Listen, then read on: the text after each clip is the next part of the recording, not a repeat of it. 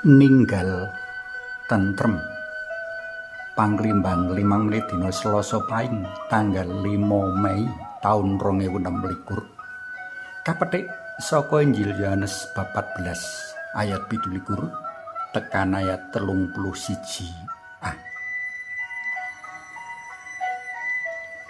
Kober anget sesliweran ana jagat media sosial sawetara wektu kepungkur ngenani pratilane Bapak Yusuf Kala ing Masjid UGM kang ngandhakake menawa kaya dene agama Islam jroning agama Kristen ana piwulang jihad lan syahid.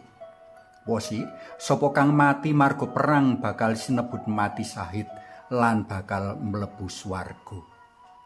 Marga padha ngugemi piwulang jihad lan syahid, perang poso mubal ora lerem-lerem. Pratilan mau marai wong Kristen padha kebrongot atine lan nglapurake Pak Yusuf Kala menyang polisi. Ora ana piwulang perang, mati suci marga perang sarta mlebu swarga marga mati perang mbela agama. Sacara pribadi aku sarujuk karo panemune sedulur-sedulur Kristen uga sedulur Katolik kang kupiyong ngoreksi panemune Pak Yusuf Kala. Jroning kitab suci kang dadi pedoman urip wong Kristen, ora ana piwulang kanggo merangi liyan utawa kelompok liya kang beda panemu. Kanthi mengkono, wong Kristen ora kawulang kanggo perang lan merangi liyan, enggo mati perang mbela agama, kanggo urip mulya ing swarga. Sabda dalem Gusti dina iki bisa dadi salah siji bukti menawa piwulang Kristen ora ngarepake perang lan memungsuhan, nanging malah meratahake kahanan tentrem rahayu. Tentrem rahayu ndak tinggalke marang kowe. Tentrem rahayu ndak paringake marang kowe lan apa kang ndak paringake ora kaya kang kawenehake donya. Tegese Gusti Yesus sadurunge tindak paring piweling marang para murid supaya padha ngupayakake tentrem rahayu. Panjenengane ora nilar wasiat kanggo sengit lan mungsuhi wong-wong Yahudi kang padha nyandung crimpet panjenengane jroning memulang babar kabar becik sarta munasika nganingaya panjenengane enggo sida sinalib. Nanging panjenengane tilar piweling supaya para murid padha ngupayakake urip tentrem rahayu. Urip tentrem rahayu amung bisa maujud rikala para murid padha gelem ngapura liyan, mligine liyan kang nembe kaluputan.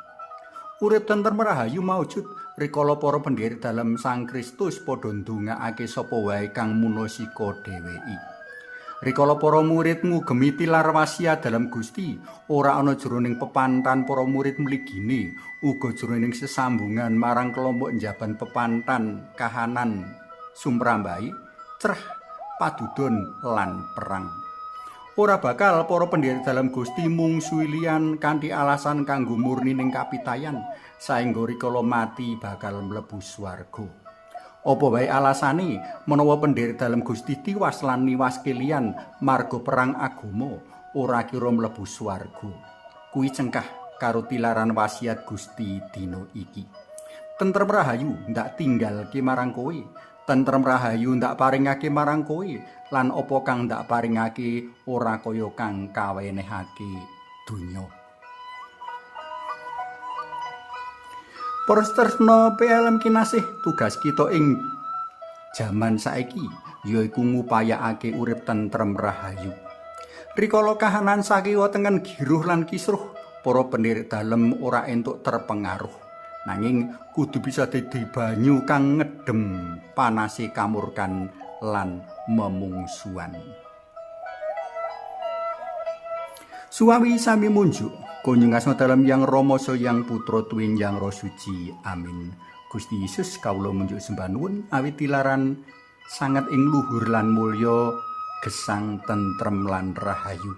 Mugi wonten pundi kemawon sarta ing kawontenan menapa kemawon kawula saged tetep dados padhang lan uyah kanthi sikap lan tindak ingkang nengenaken gesang tentrem rahayu.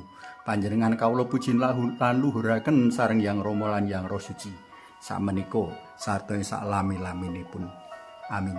Kunjung asma dalem Yang Rama Yang Putra Tuwin Yang Roh Suci. Amin.